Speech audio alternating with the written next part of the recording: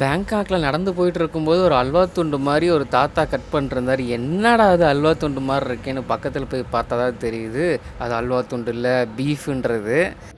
So அந்த அல்வா மாதிரி இருக்க பீஃபை சின்ன சின்னதாக ஸ்லைஸாக கட் பண்ணி மசாலா போட்டு நம்ம பார்பிக்யூ ஸ்டைலில் நம்ம அடுப்பு கறிக்கு மேலே தான் பண்ணி தராங்க.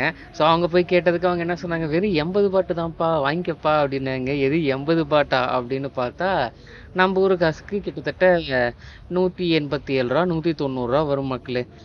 190 ரூபாய்க்கு இது ஒர்த்தான்றது எனக்கு தெரியல. நான் பீஃப் வாங்கினது அதனால் எனக்கு தெரியல. எங்கள் கூட வந்தவங்களுக்கு கொஞ்சம் டவுட்டாக தான் இருந்தது. என்னென்னு பார்த்தீங்கன்னா இது ரோட் சைட் கடை. அதுதான் நம்ம சும்மா ரோட் சைடில் இருக்கும் பார்த்தீங்களா, அந்த மாதிரி ஒரு கடை தான். அங்கேயே இது கொஞ்சம் காஸ்ட்லியாக தான் இருக்குது.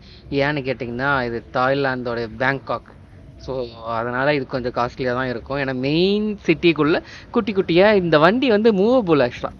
அவங்க வந்து தள்ளிட்டு போய்கிட்டே இருக்காங்க ஒவ்வொரு இடமா. ஸோ நம்ம எங்கே நம்ம கேட்குறோமோ அங்கே உடனே பண்ணி கொடுத்துட்றாங்க. ஸோ பண்ணிகிட்டு இருக்கும்போதே தம்பி சூப் பண்ணிகிட்டு இருக்கேன் உனக்கு வேணுமா அப்படின்னு ஒரு குரல் கேட்டுது. இங்கே தாய்லாந்து சூப்புனாலே நமக்கு ஆகாது. அதனால் ஸ்ட்ரிக்டாக வேணாம் தாத்தா அப்படின்ட்டோம். இல்லைன்னா முட்டைக்கோசை நறுக்கி சூப்பை போட்டிருப்பாரு.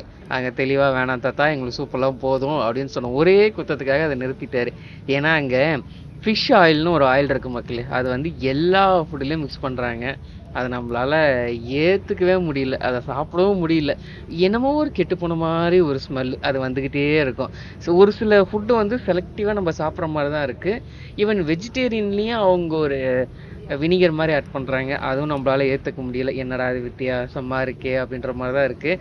மற்றபடி தாய்லாந்தெலாம் வந்து நல்ல ஒரு என்ஜாய் பண்ணுற பிளேஸ் தான். இப்போ பார்த்தீங்கன்னா நல்லா குக் பண்ண அந்த பீஃப் ஆல்ரெடி ஸ்லைஸ் பண்ணது, அதை வேறு நல்லா சின்ன துண்டாக கட் பண்ணி, ஏன்னா நமக்குலாம் பல்லு இல்லைல்ல அப்படின்னு நினச்சிக்கிட்டு சின்ன துண்டாக கட் பண்ணி குக் பண்ணுறாங்க. இது நமக்கு பண்ண சூப்புன்னு நினச்சேன். ஏன்னா நம்ம வேணான்னு சொன்னதை வேணும்னு நினச்சிட்டாங்களான்ற ஒரு பயம் ஒரு பக்கம் இருந்தது. அதுக்கப்புறம் தான் தெரியுது சூப்பு நமக்கு இல்லை வேறு யாருக்கும்ன்ட்டு. இருந்தாலும் நாங்கள் ஷாக் ஆகிட்டோம். அந்த சூப்பு பண்ணுற பாத்திரத்தை பார்க்கணுமே, அடடா அற்புதமாக இருந்தது. சரி நமக்கு எதுக்குது, நம்ம வந்த வேலையை பார்ப்போம், நமக்கு டீசெண்டாக பண்ணி கொடுத்தாங்களா நமக்கு அது போதும் அப்படின்ற மாதிரி தான் நாங்கள் இருந்துட்டோம். அகெயின் சொல்கிறேன், 190 ரூபாய்க்கு இது ஒர்த்தா? கிட்டத்தட்ட மிஞ்சி போனால் ஒரு 100 கிராம் இருக்க சான்ஸ் இருக்குது அதில். ஸோ அந்த ரேட்டுக்கு அது ஒர்த்தான்றதை கீழே கமெண்ட் செக்ஷனில் சொல்லுங்கள். அந்த இடத்துக்கு இது தாராளமாக ஒர்த்துன்றதை தான் நான் ஃபீல் பண்ணுறேன்.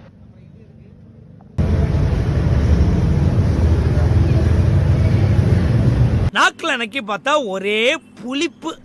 என்னன்னு அது? எருமை மாட்டு சாணி.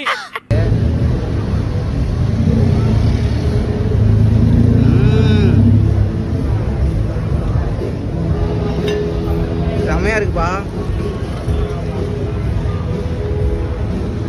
பீஃப் தானே இது? பீஃப் தான். பரவாயில்ல, சாப்பிட்டா தான் இருக்கு. அதான் சின்னதாக வெட்டிட்டாரு.